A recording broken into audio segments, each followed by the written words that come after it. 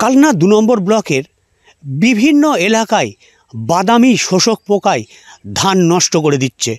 তাই চিন্তায় মাথায় হাত চাষিদের। ওষুধ দিয়েও রক্ষা করা যাচ্ছে না এই শোষক পোকা। এই বাদামি শোষক পোকা লাগায় ধান থেকে খড় পর্যন্ত কিছুই পাবে না চাষিরা।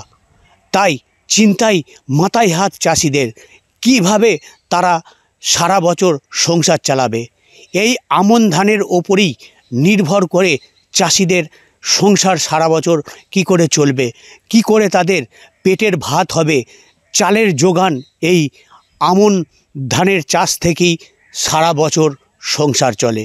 বছর ধানের এখন যে বাদামি শোষক লেগেছে, এতে কি আপনারও জমিতে লেগেছে? হ্যাঁ, আমারও জমিতে লেগেছে। বাদামি শোষকের উপদ্রব এবছর প্রচণ্ড, মানে প্রায় বেশিরভাগ জমিতেই বেশিরভাগ জোনাকারই লেগেছে। আচ্ছা, খুবই ক্ষতি করেছে এবং অনেকটা করে জমি মানে বিভৎসভাবে নষ্ট করে দিয়েছে। আপনার মোটামুটি কতটা জমিতে লেগেছে?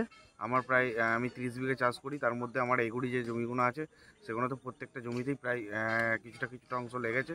ওষুধ দিয়েছি, তারপরেও কিন্তু আবার আরও রিপিটভাবে লেগেছে।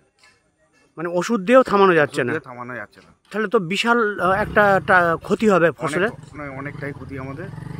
এর জন্য শুধু আমাদের নয়, সমস্ত চাষিরই একই অবস্থা।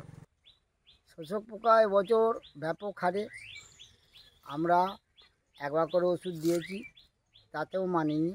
দ্বিতীয়বার দিয়েছি, এখন থেমে আছে। তারপরে ধান যদি যখন পাকবে তখন আবার কি হবে জানি না, লাগবে কি লাগবে না, কিন্তু মাঠে শোষকের হার ব্যাপক। মানে একদম পুরো ধান কি খেয়ে নিচ্ছে? হ্যাঁ, ফুলবার আগেই বহু জমির ধান খানিকটা করে নিয়ে একদম খড় করে দিয়েছে। বাদামি শোষক পোকা লেগেছে। আচ্ছা, ওষুধ দিয়েও কাটছে না, ডবল করে দিতে হচ্ছে। মানে ধান কি পুরো নষ্ট হয়ে যাচ্ছে? নষ্ট হয়ে যাওয়ার মতনই, মানে শীষ আর বেরোবে না। আচ্ছা, কেন ও যা জিনিস একবারে শস্যটা সব খেয়ে নেয়। আচ্ছা, খড় সব যা আছে শুষে খেয়ে নেয়, যে খড় করে দেয়। আচ্ছা।